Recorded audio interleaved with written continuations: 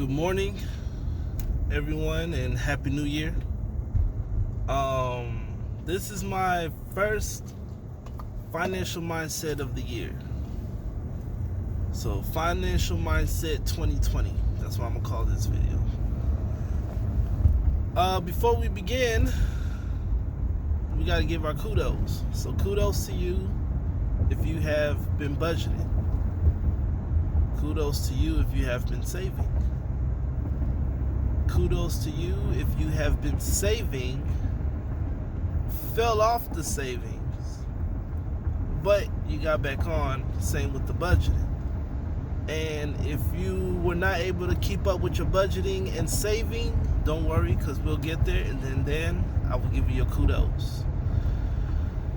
So today's video,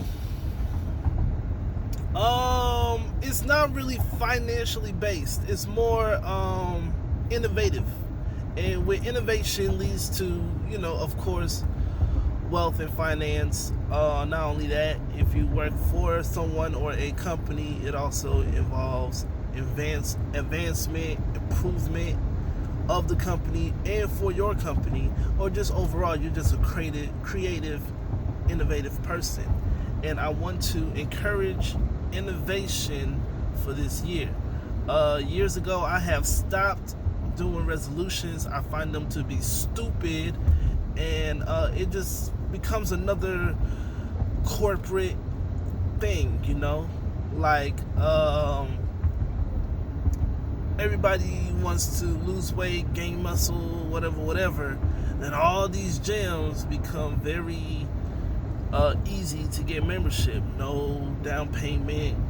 You don't have to pay such and such price, and then before, it's not even a month. Before a month, you just stop going to the gym, and they collected all that quick money for the year, blase. And I'm not knocking anybody that does that. I do that,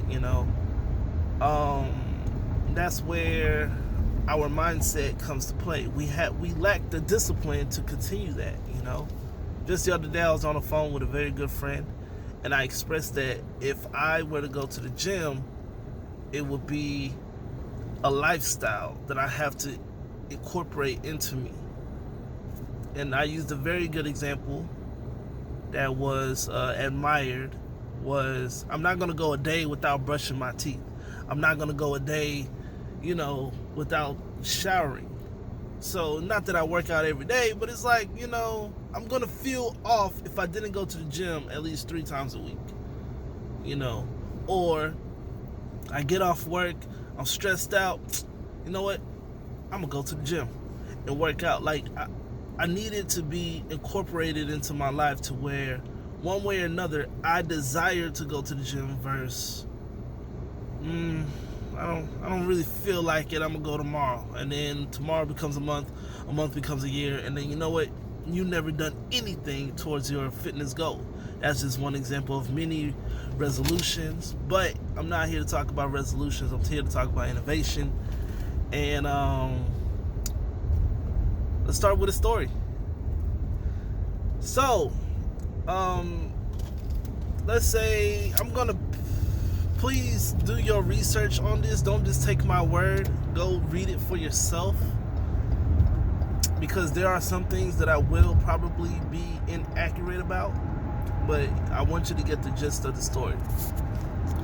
So in the late 80s, early 90s, I was probably 3 to 5 years old or something. Oof, the sun behind me, killing my view. There was a TV show called In Living Color. I'm pretty sure we all know this show, with Keenen Ivory Wayans, Marlon Wayans, Shawn Wayans, Tommy Robinson, Jim Carrey, even what's her name, Jennifer Lopez was a dancer on there before anybody knew who Jennifer Lopez was. You know what I'm saying? This show birthed a lot of stars. Oh, what's that lady name from Living Single? Is it Kim Coles or something like that? She was on there too. So Whew. This show was in its time and is timelessly amazing. I bring up this show because anybody know the origin of halftime Super Bowl performances?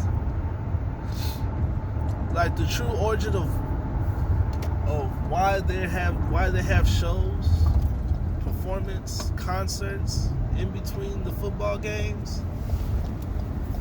Well,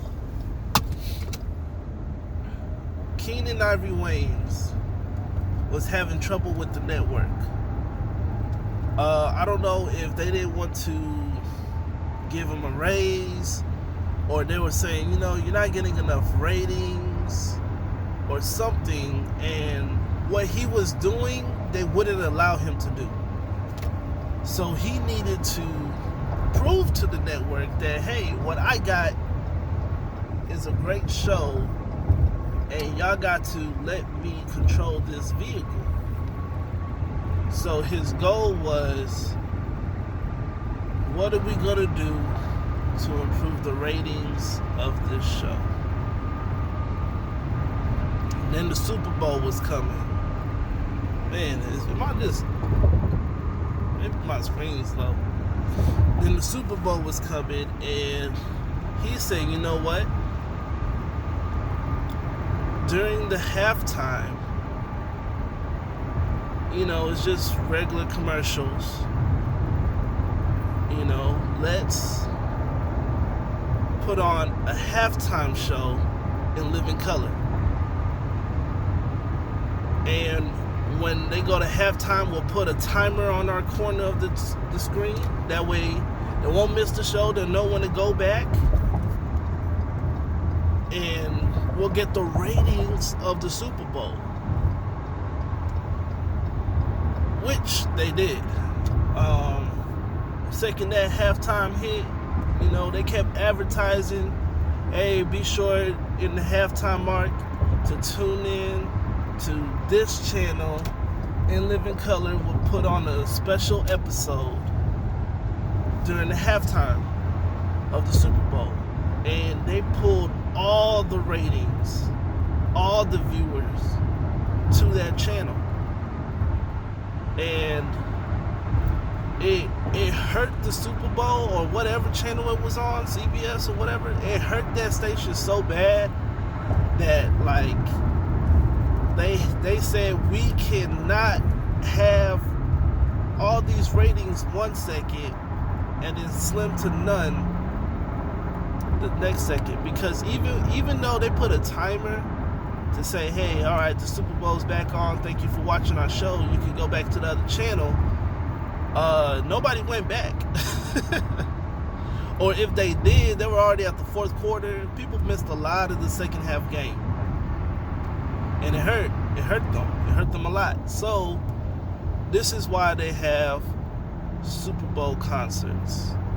This is why they have all those commercials, because of Keenen Ivory Wayans and the idea he had to get ratings from his show. He basically stole it from another big corporation program, the Super Bowl, in order to show his worth for the station.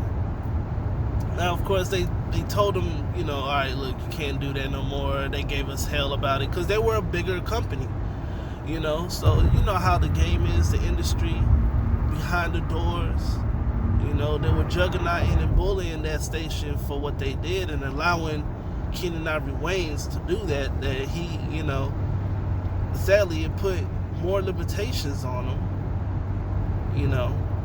So I guess that wraps up the story. I guess what I'm trying to get to is, this year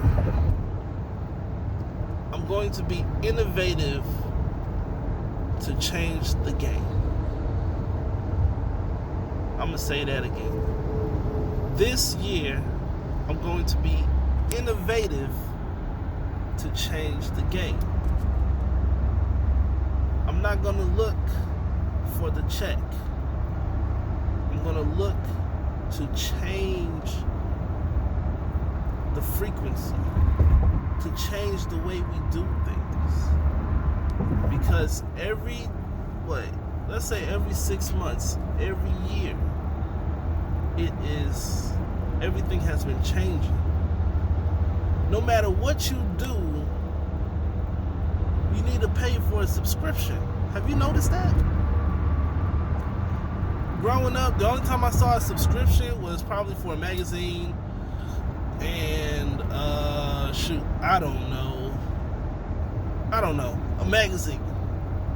Now everything is a subscription. You go to, streaming TV is a subscription.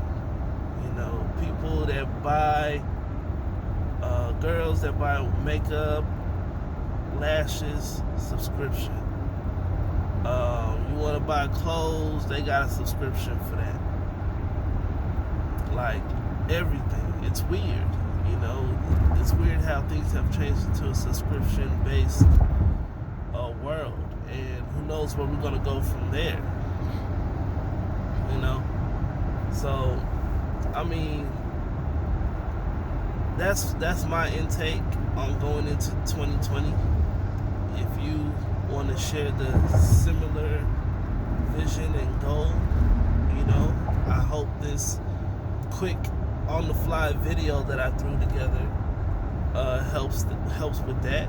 If you have your own vision and goal, you don't have to go into detail, but I would love to hear it in the comment section on how you feel you will attack 2020. I don't want to hear resolutions. I just want to hear where you will pivot the game, because this is not for 2020. This is for the remainder of your life. This moment on, every year on. This is just the footstep for me. So, all right, enjoy your second week of the year. I know I will enjoy mine.